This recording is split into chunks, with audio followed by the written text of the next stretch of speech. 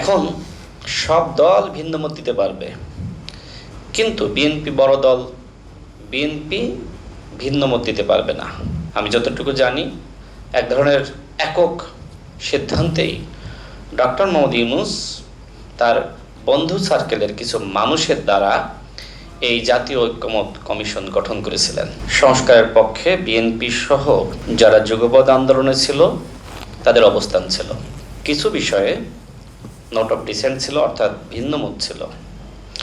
এখন এই ভিন্নমত দেওয়া যাবে কি যাবে না, সেই সুযোগ আসলে কে তৈরি করে দিয়েছিল? নিশ্চয় আপনাদের খেয়াল থাকবে, অন্তর্বর্তীকালীন সরকারের প্রধান উপদেষ্টা ডক্টর মোহাম্মদ ইউনূস যেদিন প্রথম জাতীয় ঐক্যমত কমিশনের উদ্বোধনী অনুষ্ঠান হয়, তিনি বলেছিলেন যে কোন দল কতটুকু সংস্কার চাই আর কতটুকু ভিন্নমত আছে আমরা সব ওয়েবসাইটে দিয়ে দিব। কালার এক্সপার্ট, জর্জ স্যাপ এবং মাইল্ড অন হ্যান্ডস টেকনোলজি সমৃদ্ধ অরিক্স ক্রিস্টাল ওয়াশ আপনার লন্ড্রি এক্সপার্ট।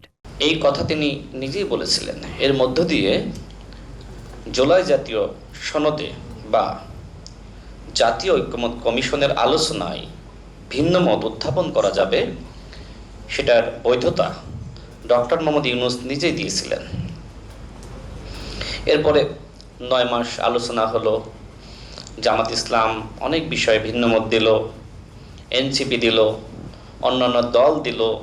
আমি সেই সময় গণ অধিকার পরিষদের সাধারণ সম্পাদক ছিলাম, গণ অধিকার পরিষদের পক্ষ থেকেও ভিন্ন মত ছিল। এখন সব দল ভিন্ন মত দিতে পারবে, কিন্তু বিএনপি বড় দল, বিএনপি ভিন্ন মত দিতে পারবে না। এনসিপি জামাত যে ভিন্ন মত দিয়েছে এটা হালাল, আর বিএনপির ভিন্ন মত ছিল হারাম। আচ্ছা, এরপরে যেটি হলো, জুলাই জাতীয় সনদ বাস্তবায়ন আদেশ জারি করলো। দেখেন, আমাদের রনি ভাই এই বইটা নিয়ে মনে হয় সবসময় ঘরে। আচ্ছা, এইখানে দেখেন, এই যে দেখেন যে কোন দল কোন বিষয়ে ঐক্যমতে এসেছে এবং কাদের নোট অফ ডিসেন্ট আছে, এখানে সব উল্লেখ করা আছে। ঠিক এই জুলাই জাতীয় সনদেই আমাদেরকে স্বাক্ষর করিয়েছিলেন ডক্টর মোহাম্মদ ইউনূস। পরবর্তীতে যে আদেশ জারি করলেন, সেই আদেশে আমরা দেখলাম যে এই যে আপনাদেরকে দেখালাম যে ঐক্যমত এবং ভিন্নমত কোনো কিছু নাই। তাহলে আমাদের সাথে, বিএনপির সাথে, জনগণের সাথে সর্বপ্রথম প্রতারণা করলো কে? ডক্টর মোহাম্মদ ইউনূস নিজেই এবং তার গঠিত ঐক্যমত কমিশন। আচ্ছা, আপনি ভিন্নমত মানেন না, যে ঐক্যমত কমিশন গঠিত হয়েছিল আপনি কার মতামত নিয়েছিলেন? বিএনপির মতামত নিয়েছিলেন বা অন্য কোনো দলের? আমার জানা নাই।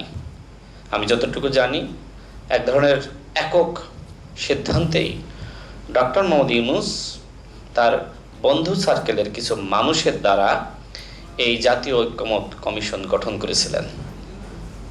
এরপরে সেই কমিশন কিভাবে প্রতারণা করলো?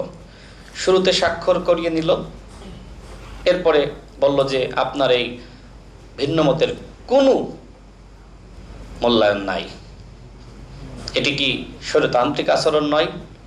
জুলাই জাতীয় সনদ নিয়ে ডক্টর মোহাম্মদ ইউনূস স্বৈরতান্ত্রিক আচরণ করেছেন।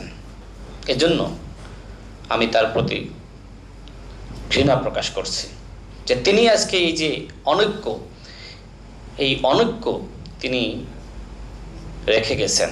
তার দায়িত্ব ছিল যতটুকু আমরা ঐক্যমতে এসেছি এবং যতটুকু ভিন্নমত আছে এটার পুরোটা রেখেই এই জুলাই জাতীয় সনদের উপরে গণভোট করা।